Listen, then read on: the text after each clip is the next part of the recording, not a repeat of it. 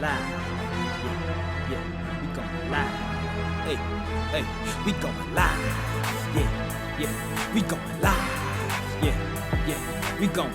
Yeah, yeah, we going. Yeah, yeah, yeah, we going live. From the 50-yard line, we going live. From the 50-yard line, we going live. From the 50-yard line. Hey. Real good topics. Yeah. All right, now I feel like we've spent a lot of time on KD, and not necessarily on this podcast because we had 4 weeks where we got to touch on him. 5 weeks, excuse me. Yeah. Where we got to touch on him, or 5 weeks where we weren't in Did here, not. but we got to touch on him mentally. Yes. God, and yes. then having to speak about him last week and then again this week. And we're But talking this is about the answer now, to our question from last week. right? Because we wanted to know what was going on, and so it was answered this week after his meeting with Joe Tsai, who is the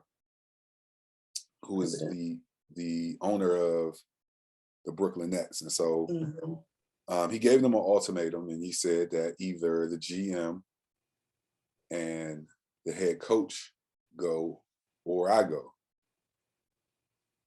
I don't understand what's going on here, and it's probably not meant for me to understand, at least not at the moment.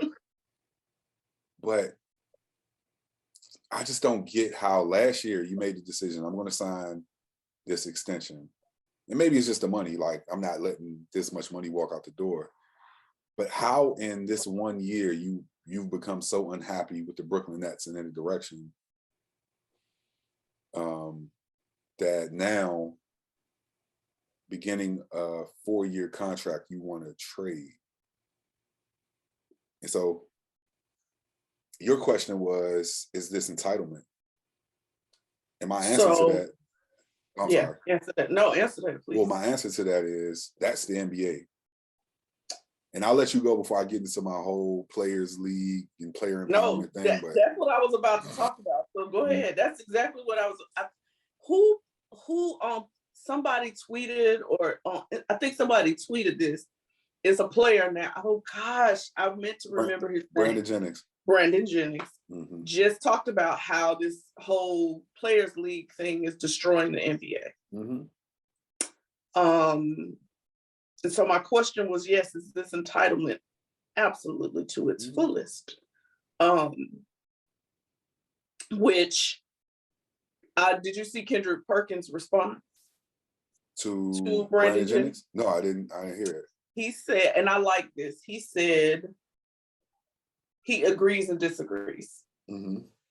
His agreeing is on the parts where he said every jersey, every hot dog, every cent that is made, yes, there should be some compensation given to players.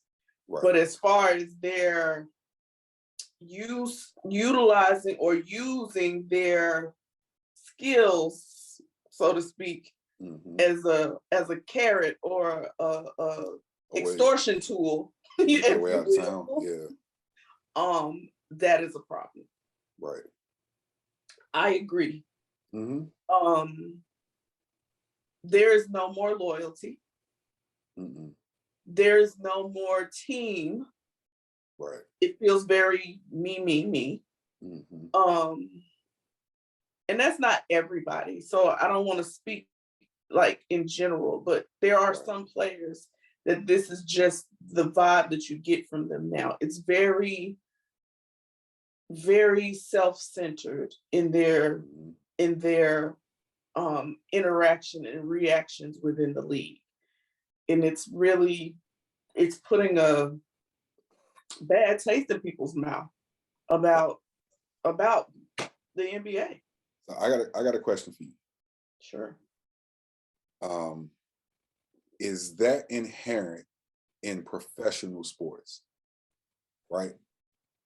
Because once money becomes involved and this becomes a job and we're not just playing for the love of it, is inherent that I have to focus on me in order to operate with good business, right? I don't see LeBron, your GOAT, as somebody who operates like that. I don't see Tom Brady. So, go ahead. I'm sorry. As somebody who operates like this. You get what I mean? Like, so. I know, I'm with you on Tom Brady. But I think, and this is a criticism that some people, and it's usually people who just dislike or hate LeBron. And I agree with LeBron on this, but I do understand that those people have a point when they say that if LeBron wanted to put a better team around him, he could take less money because he's a billionaire. He could take less money to help them secure better players. Okay. Now, in my opinion, if every team were willing, because these are billionaires who own these teams. Every team got way more billions than he does, but okay. Right. And the salary cap isn't hard in the NBA like it is in the NFL. Exactly. And so a team like, and this is my argument for people who say that, a team like the Warriors who spends well into the luxury tax, they're able to take advantage of the fact that other owners are cheap and don't want to spend extra money. Yeah. And so that's why I agree that LeBron should not take less money. But there is a conversation about that. There are people out there who feel like, well, because LeBron doesn't take less money, then he isn't necessarily a team player like somebody like a Tom Brady who is willing to take less money to put better pieces around. And I don't even, and while yes, this is the money piece is a huge indicator, I'm talking about just them in general as people. Yeah. LeBron was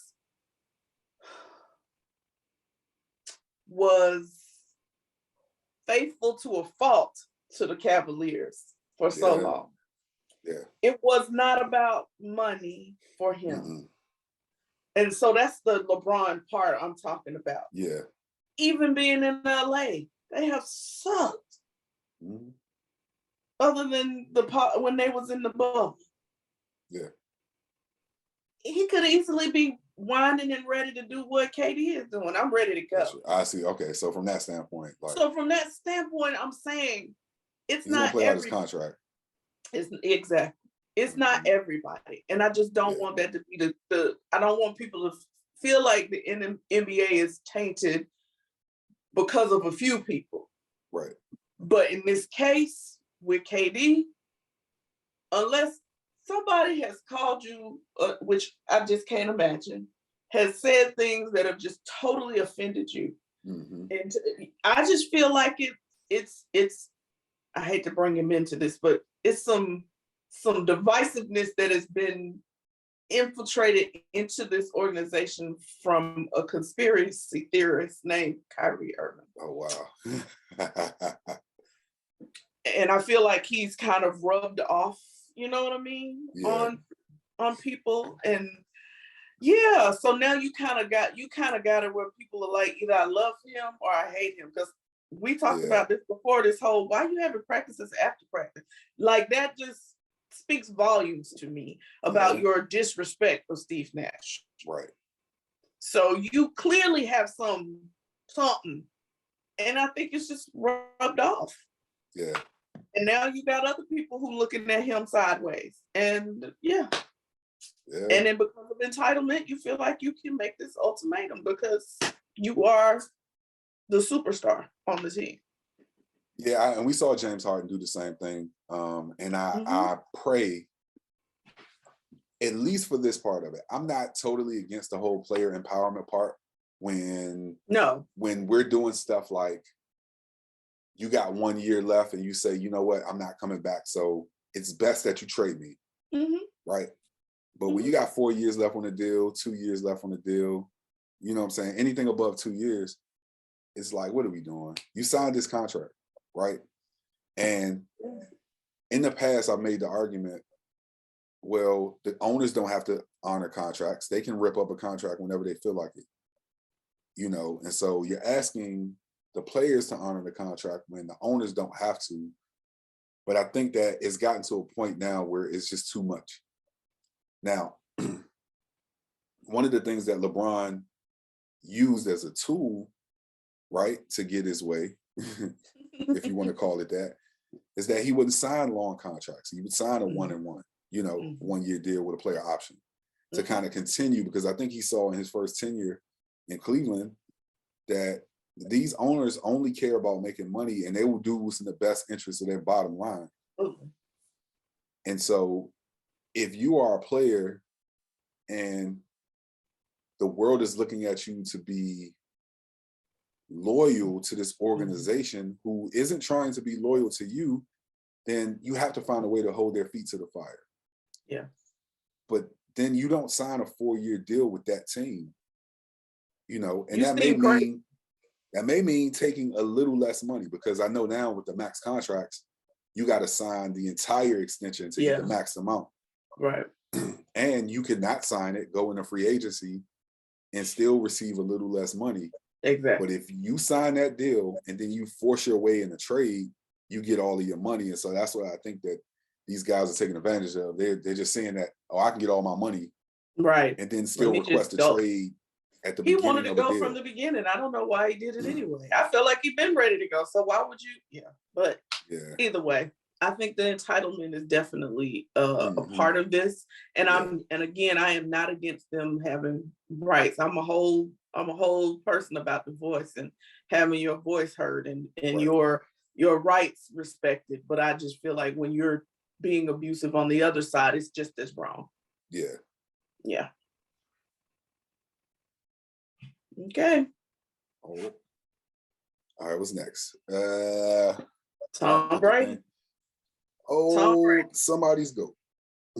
Tom Brady leaves camp for personal reasons. Yeah. Does this mess up the team chemistry going into the season? I don't think so. So what I do know is this is a demonstration. I don't like this dude, but he is about team, because he knew this was coming, whatever is going on. And that's why he wanted to make sure he got in and had some time with the team prior to going out. He could have just been out and they wouldn't have said anything. He could have just been gone and never been in camp, and they would have just been like, okay, and then doggone would have started still first week of the season, because that's Tom Brady, right? But he wanted to develop that chemistry with the team and all of that. I just hope that whatever is going on, I pray that it's well, and that he can get back and that, they can do whatever they need to do in order to be ready for the season to start and not have that be a hiccup for them at the start of the season. Because now I got to kind of be a Bucks fan a little bit because Julio there. So, not because I live here, but because Julio is there, right? Yeah. So, but the one thing I do know is it'll be adjustments for other people. It won't be an adjustment for Tom Brady. He's seasoned. Yeah. He almost 45 years old doing this. It's a riding the bike for him. It's just, will the other people be able to adjust when he gets back? That's the question. Well, I think he's done, if I'm not mistaken, all of the off-season stuff with them. So that's what I'm saying. He made sure he was available this whole time because he knew this was coming. Yeah. So I think they'll be fine. Okay. All right, Vanessa Bryant. This is sick. This is sick. I was pissed. I ain't gonna lie. I think we're out. Social media is giving us access to things all around the world. And now things don't even seem real. So things that were like grotesque and, just unsightly or unseemly, they don't even seem real to us anymore. So desensitized. We're desensitized. Yeah, we're desensitized. And so seeing things like someone's body or someone, being hurt really bad, they get videoed and, they get they get photos taken of them and put on social media. And it's just, it's disgusting. I'm thank God that I never saw one of those pictures because I would have been mortified. Oh God. And I believe that not only should Vanessa Bryant have won this case against them, I believe that those guys should have been put, at least have been reprimanded in some way. For sure. Whether that be jail time or whatever, fired, whatever having that their pension like. snatched. Something. It's just, so what issue. we're talking about, because we're not telling people what we're talking about. Oh, okay, I'm sorry. Vanessa Bryant is suing LA County because the first responders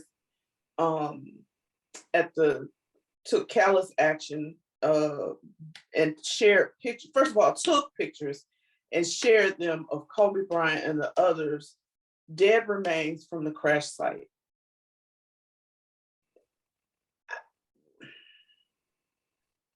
I don't understand where the thought process was that this was a good idea, or this was something that he was respectful, or something that was right. Like, where in your mind did you say, "Ooh, it's Kobe Bryant and he's dead. Let me take what is that?" Like, I cannot imagine how she must feel. And then the part that I didn't write here is, it wasn't just that they took the pictures. They were sharing these pictures out in public. And there are videos of some of them sharing these pictures and laughing. What kind of human being? You're a first responder. You're supposed to be empathetic and compassionate. Not only that, HIPAA should be keeping you from doing stuff like this. Are you not under HIPAA? Like, some kind of regulations should be in place for confidentiality. And it's not just because it's Kobe. I don't care if it was two boo boo boo over here who nobody knows. You shouldn't be doing that. Yeah. It's just disrespectful on so many levels. And it just bothered me so. So I really just pray for her. I pray for her family, because can we just let all of this go? Like, how do we heal if we keep pulling the scab off? Right. Yeah. This was disgusting to me. It was. I'm praying for Vanessa Bryant, her kids, and their whole family. Like, yeah, all the families, not just them, all the family, because this is all their family's problem. Like, she might be the one that's spearheading this, but this whole thing is just disgusting. And I hope that we do see some reprimand for them. I don't know. I don't never want to see nobody lose their job. However, when you don't do your job. Some stuff is fireable offenses. Oh my God, it's just horrible. Yeah. So yeah, this was disgusting. Yeah, some things people should be fired for. And I might have to send you the video, but I saw something today where a CPS worker told a young woman, a 14-year-old, if I'm not mistaken, that she needs to turn to prostitution in order to take care of herself. You should be fired. You should be fired. What is happening, Jesus? Like, literally. What is happening? Then the story you told me before we came. What is happening? What is happening? I don't know. Lord, pray for it. We praying for the world. Yeah. We have to pray for people in their spirits and their souls, because they're in dark places. Oh my God. Anyway, okay. Put the cameras on me. Put the cameras on me. Put the cameras on me. Put the cameras on me. Put the cameras on me. Put the cameras on me. Put the cameras on me.